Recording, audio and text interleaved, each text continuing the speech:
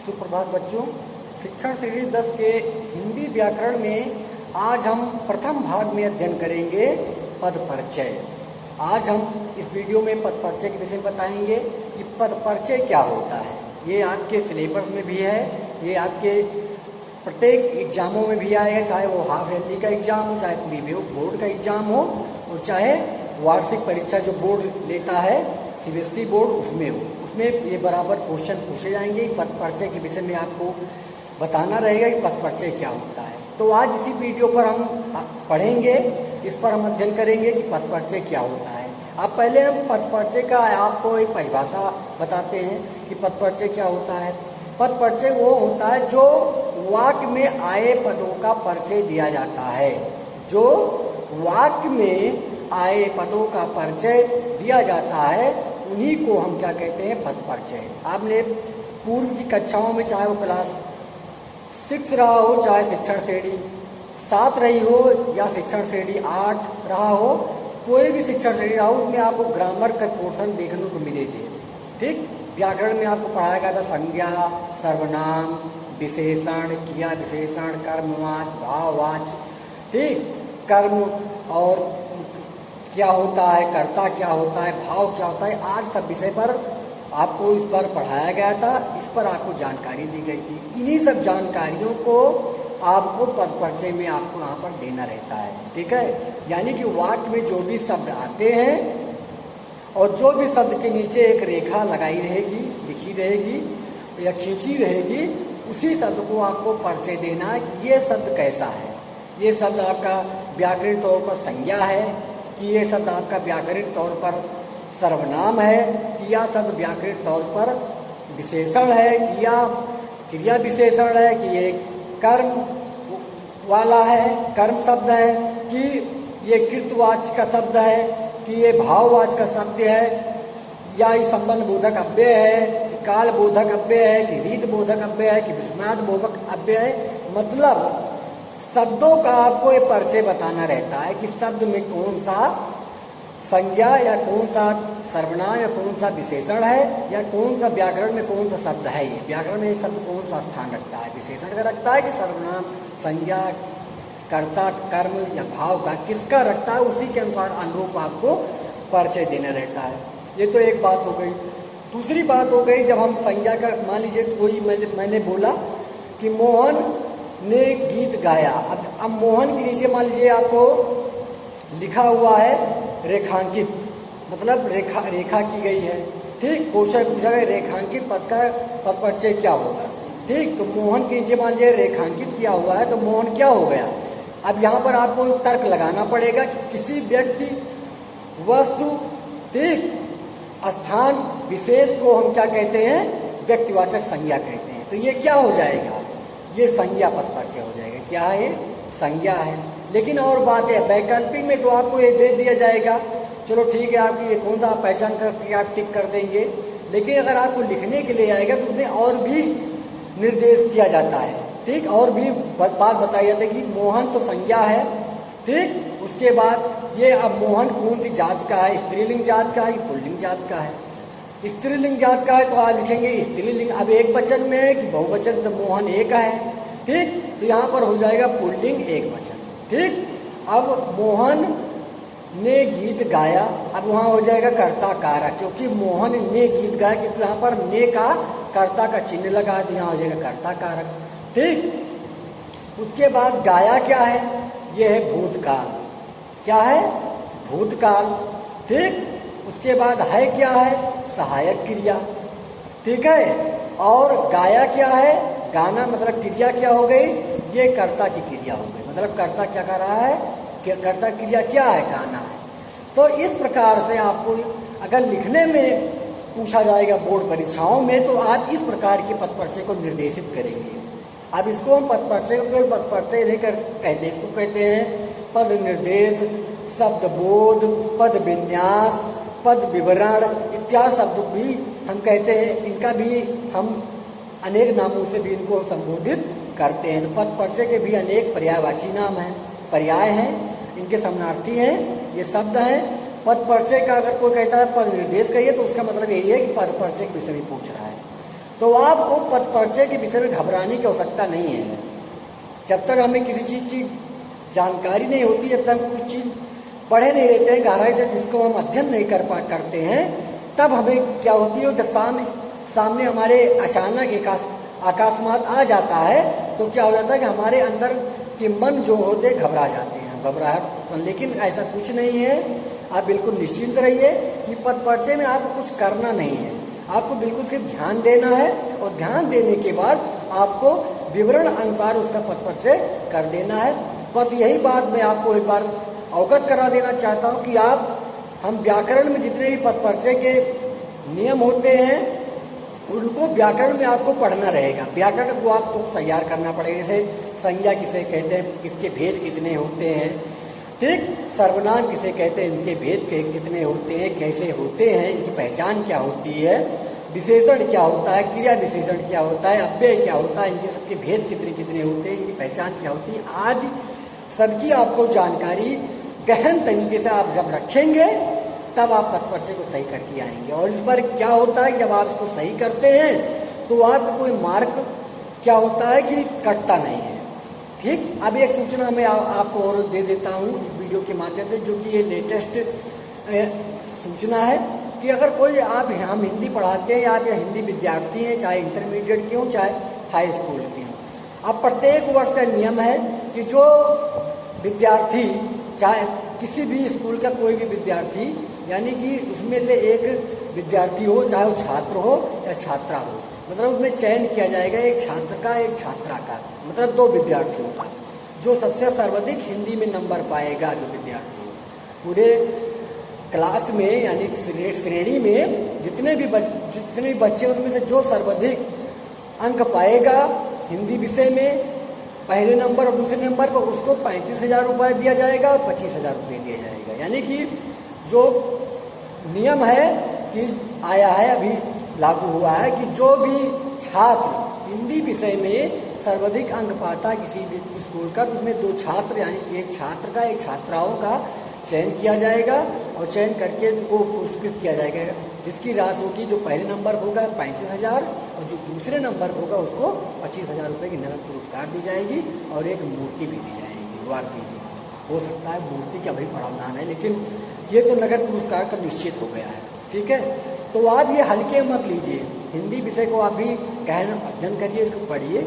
और आज हम पद परिचय आपको पढ़ा रहे हैं, इस पद परिचय को आप ठीक से पढ़िए और इस वीडियो को देखने के बाद पर एक ध्यान केंद्रित कीजिए कि पद परिचय के जो सर ने हमें बता रहे हैं उसको हम समझें, ठीक, और समझ करके उसका हम अभ्यास करते रहें, क्योंकि आपकी बोर्ड परीक्षा तो होनी ही होनी है। इस पर आप हाई स्कूल के छात्र हैं, ये आपका भविष्य का सवाल है। जितने भी वीडियो आपको भेजे जाएं, आपके ग्रुप पर दिए जा रहे हैं, चाहे जिस विषय के हो, उसको आप अवगत हों, उसको आप ज्ञान बोध करें, उसका विबोध करके यानी उसको पढ़ करके उसको आप पूर्णतः जानकारी प्राप्त करें और अपने नॉलेज को बढ़ाते रहें, अपने ज्ञान को बढ़ा करके अच्छे मार्क लेकर आएँ। क्योंकि भविष्य में आने वाले भविष्य में इतनी चुनौतियाँ आ रही हैं, सरकारी पोस्ट पर जाने के लिए, किसी कंपनी में भी अच्छी पोस्ट पर पाने के लिए इतनी चुनौतियाँ सामने आने वाली हैं। और इस सरकार में तो खास करके चुनौतियों से भरा हुआ है, तो आप पहले से प्रिपेयर रहें, यही अच्छी बात है। नहीं तो आपको पछताना पड़ सकता है। आप जो करेंगे वो आपके लिए हितैषी भी हो सकता है, नहीं भी हो सकता है। अगर आप अच्छे से पढ़ते हैं तो ठीक है, अगर आप लापरवाही करते हैं, आलस्य करते हैं, प्रसाद करते हैं, तो ये आपके लिए बहुत बड़ा घातक सिद्ध होने वाला है। तो पद परिचय के विषय में आप ये जान लीजिए, जो हमने आपको बताया उसको पढ़िए और उसको इस वीडियो को देख करके उसका अभ्यास करते रहिए, तो पद परिचय का ज्ञान आपको हो जाएगा और परीक्षाओं में आपको किसी भी प्रकार का समस्या नहीं उत्पन्न होगी। तो हम पहले देखते हैं पद परिचय क्या होता है। तो हमने भी आपको बताया कि वाक्य में आए विभिन्न पदों का परिचय देना ही क्या होता है, पद परिचय होता है। कोई भी आता है परिचय, उसके नीचे आपको एक वाक्य दिया रहेगा, वाक्य के नीचे एक रेखा लगाई रहेगी, ठीक है, और रेखा लगाए रहेगी, उसी का आपको पद परिचय देना रहता है। और इसको चाहे पद निर्देश कहिए, चाहे पद का विवरण कहिए, चाहे पद का विन्यास कहिए, चाहे पद बोध कहिए, चाहे सद्बोध कहिए, ये एक ही पर्याय है इन शब्द की। पद परिचय का एक ही पर्याय है, इनके विषय में जानिए। अब हम एक उदाहरण आपको देते हैं। जैसे मान लीजिए है कमला में पत्र लिखा, ठीक, लिखा। ये एक वाक्य है, आप सामने देख रहे हैं आपके श्यामपट पर। ये मित्र है एक अध्यापक का, उसके माध्यम से मैं बता रहा हूँ। ये वाक्य दिया है और हमारे लिए संज्ञा का परिचय देना चाह रहे हैं और वहां पर पूछा भी ही गया है, ठीक है। और इसके नीचे रेखा खींची, आप ये से वाक्य किया जाएगा वहां पर। और आपको जो हाफ ईयरली परीक्षा हमने पेपर सेट किया है उसमें भी इस प्रकार के क्वेश्चन आप रहेंगे, उसमें घबराने की आवश्यकता नहीं है। बिल्कुल आप समझ करके सही विकल्प चयन करिए और उसका उत्तर दीजिए, ठीक है। तो अब हम आगे बात करते हैं कि जैसे कमला पर रेखा खींची हुई मान लीजिए और सब हुआ इसी तरीके से, तो ये पूछेगा वहां पर जो पेपर सेट करता है, कहेगा कि रेखांकित पद का परिचय दीजिए या रेखांकित इस पद को शब्द भी कहते, चाहे पद कहे चाहे शब्द कहे, चाहे लिखिए रेखांकित पद का परिचय दीजिए या लिखिए रेखांकित शब्द का परिचय दीजिए, ठीक है। तो इस शब्द के नीचे आपको रेखा खींची हुई मिलेगी, ठीक। तो आप समझ जाए कि रेखा कमला क्या है, अभी आपको बताया, किसी नाम, वस्तु, स्थान या किसी भी चीज के विशेष नाम को क्या कहते हैं, व्यक्तिवाचक संज्ञा कहते हैं। तो आप यहाँ पर वैसे परिचय आपको देना रहेगा जैसा विकल्प में रहता है, तो काम आपको छोड़ करके लगाना रहेगा। लेकिन अगर लिखने के लिए आता है तो कमला क्या हो जाएगा, ये संज्ञा है, ठीक। अगर ये संज्ञा में कौन सा भेद है, संज्ञा की तो मेरे मुख्य तीन और टू और प्लस कर दिया जाए, जोड़ दिया जाए तो 5 भेद हो जाते हैं। कौन कौन हो जाता है, व्यक्तिवाचक, जातिवाचक, भाववाचक, समूहवाचक और द्रव्यवाचक। तो ये 5 भेद संज्ञा के हो गए, ठीक है। तो यहाँ पर कमला क्या है, ये संज्ञा आप देख रहे हैं, संज्ञा नहीं, संज्ञा कौन सा भेद है, तो आप सबसे पहले लिखेंगे व्यक्तिवाचक, व्यक्तिवाचक संज्ञा, ठीक। पहले आप व्यक्तिवाचक संज्ञा दे दिया, क्योंकि संज्ञा का व्यक्तिवाचक संज्ञा कर दिया। तो यहाँ पर आपने कॉमन कर दिया, कॉमन लगा दिया, इसे कहते हैं अल्प विराम चिन्ह हिंदी में, और आपके अंग्रेजी लिटरेचर में कहते हैं कॉमन। तो आपने कॉमन दे दिया। सेकंड पर इसको भी आप इसको तो दे दिया, तो सही होना चाहिए, ये गलत हो गया रेखांकित पद वाला। तो आपका चाहे आगे सारा सही लिखा हो, वो सारा काट देगा, एक नंबर रह देगा। तो जो रेखांकित किया गया उसको जरूर आपका वो पॉइंट वो सब बिल्कुल सही होना चाहिए कि ये क्या है, इसके विषय में बिल्कुल बिल्कुल ठीक सटीक जानकारी देना है आपको। अगर आगे का शब्द एक दो गलत नहीं हो जाता तो आपको पूरा पूरा नंबर दिया जाएगा। ये बात हमेशा अपने जहन में रखिए, अपने मनो मस्तिष्क में रखिए, इसको ध्यान पर रखिएगा, ठीक है।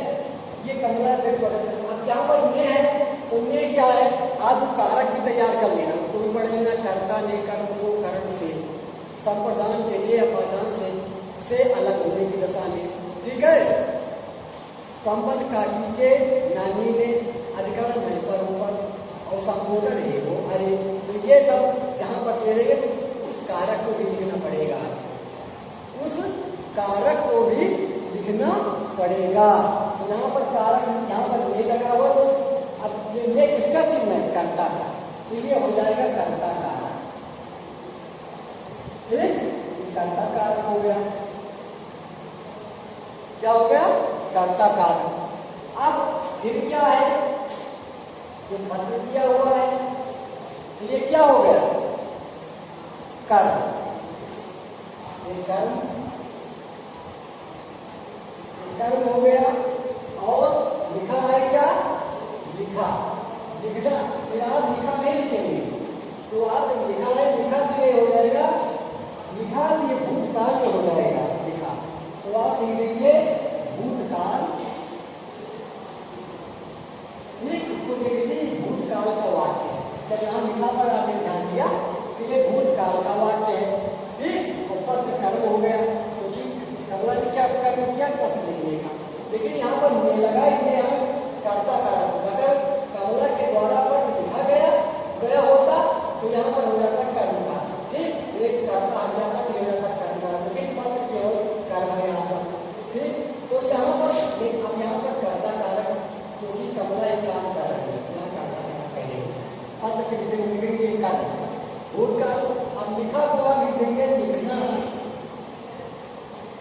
लिखा हुआ लिखना लिखेंगे आपने, और ऐसे बंद करके उत्तरण चिन्ह में उसको लिखेंगे कर्ता की क्रिया, कर्ता की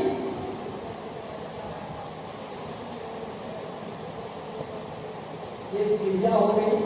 तो ठीक इसी प्रकार से आपको उन शब्द का परिचय देना रहेगा जो कि लंबा प्रोसेस रहेगा। ऐसा नहीं कि ये बस लिख दिया संज्ञा, संज्ञा भेद समझ के बस संज्ञा लिख दिया बोर्ड में, बस आपको बढ़िया नंबर दे दिया, ऐसा नहीं है। आपको लिखना रहेगा, लेकिन ये पोर्शन बिल्कुल सही होना चाहिए। आगे आपका अगर एक दो गलत भी कर देते हैं तो आपको घबराने की आवश्यकता नहीं है, इसलिए आपको मनोचिंतन नहीं करना है किसी प्रकार का। आपको ऐसे ही परिचय दे देना है, और परिचय आप जब दे देंगे तो आपको एक नंबर रहेगा कि जानना आपको नंबर काटने चाहिए, से आपको एक नंबर देंगे। ठीक है, तो इस प्रकार से आपको परिचय देना है लिखने में। तो अगर वैकल्पिक पूछता है तो कमला देखिए तो उसमें पूछा जाएगा कि वैकल्पिक पद का परिचय क्या होगा, तो आप देगा संज्ञा, सर्वनाम, विशेषण, क्रिया विशेषण। ठीक, तो ये दे देगा। ऐसे भी पूछ सकता है कि रेखांकित पद में रेखांकित पद का कर्ता कौन है, तो उसमें दे देगा नहीं, सॉरी, रेखांकित पद का जो कारक है वो क्या है, तो आपको विकल्प दे देगा। मतलब नहीं लगा रहेगा तो उसमें दे दिया रहेगा कर्ता कारक, कर्म कारक, करण कारक या संबंध कारक।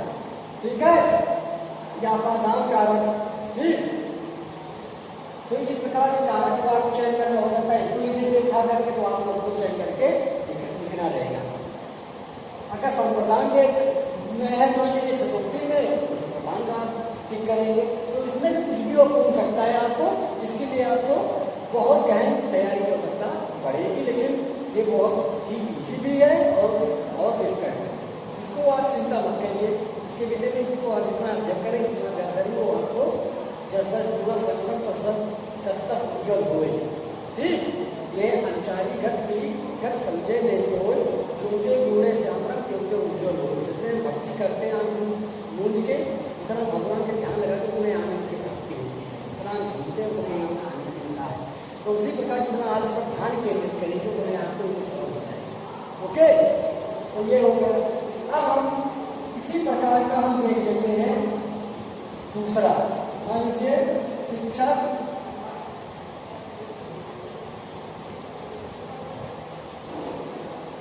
कक्षा में पढ़ा रहा।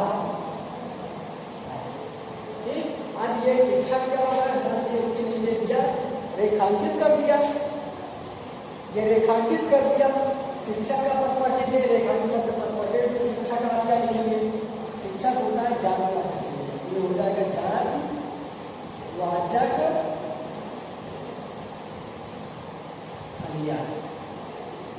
जातवाचक संज्ञा हो गया, कॉमा लगा दिया। कक्षा क्या है, कक्षा में पढ़ा रहा है।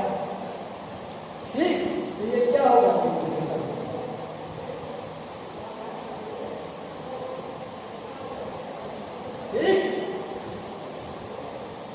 विशेषण हो गया। शिक्षक का विशेषण कक्षा में पढ़ा रहा है, क्योंकि कक्षा में खड़े पर पढ़ा तो विशेषता कहाँ है, कक्षा में खड़ा होकर पढ़ा रहा है। ठीक है, और मैं क्या है, मैं ये अधिकरण है, नाम का बोध कराने का शब्द है, अधिकरण कारक, अधिकरण कारक, ये कारक होगा। मतलब ये बोध करा रहा है मैं कि कहाँ पर शिक्षक खड़ा होकर पढ़ा रहा है, उसका आधार क्या है। ये क्या है, ये कर्ता ने कर्म को कर्म से संप्रदान की अपादान से संबंध बाकी के नानी रे, और ये अधिकरण में पर, तो यहाँ पर कक्षा में बड़ा कारक हो गया। और पढ़ाना क्या है, ठीक,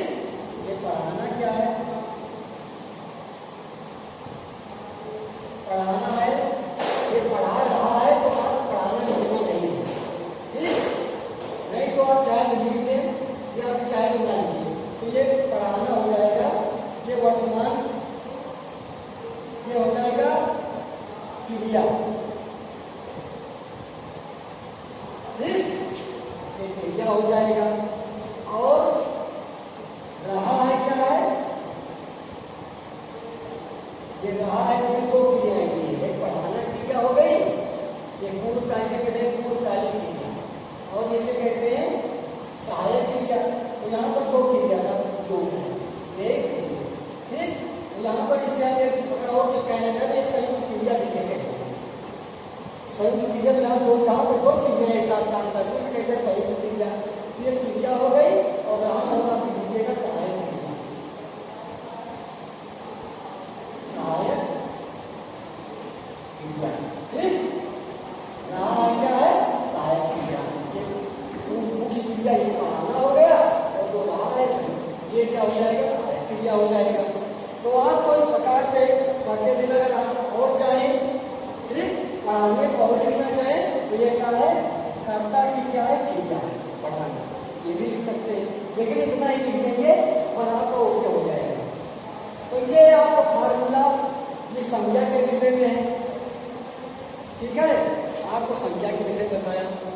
और देखिए अब हम परिचय को आपको गहराई से अध्ययन कराएंगे, और हम चाहते हैं कि आप इसको अध्ययन से गहराई से अध्ययन करें, जिससे आप किसी भी प्रकार की दिक्कत का सामना न करना। ये बहुत इम्पोर्टेंट है आपके इस क्लास के लिए और आपके लिए, ठीक है, क्योंकि आपको अच्छे अंक को पाने के लिए हर चीज़ को व्याकरण को बिल्कुल सही करके आना है, क्योंकि वहाँ पर एक नंबर क्वेश्चन रहता है, सही है पूरा नंबर, अगर गलत कर दिया तो सारा कट जाएगा। तो व्याकरण के पक्ष में आपको ध्यान दीजिए, उसको अच्छी तरीके से समझिएगा, जो भी समस्या आप पूछिए हम बताएंगे। अभी आपको पदपरिचय में और भी बातें बतानी है, जैसे सर्वनाम पदपरिचय में कैसे होगा, विशेषण क्या होगा, क्रिया विशेषण क्या होगा, कर्म कारक का क्या होगा, कर्ता कारक का क्या होगा, या संबंध बोधक क्या होगा, अव्यय का पदपरिचय किस प्रकार से होगा। तो पदपरिचय के लिए कई रूप हैं, ये कई प्रकार से आपको अध्ययन कराना है, पढ़ाना है। इसके बाद द्वितीय प्रकरण में आपको वाच्य पढ़ाना है, फिर वाक्य क्या होता है, मिश्र वाक्य क्या है, संयुक्त वाक्य क्या है, और सरल वाक्य क्या है, इसके विषय बताना है।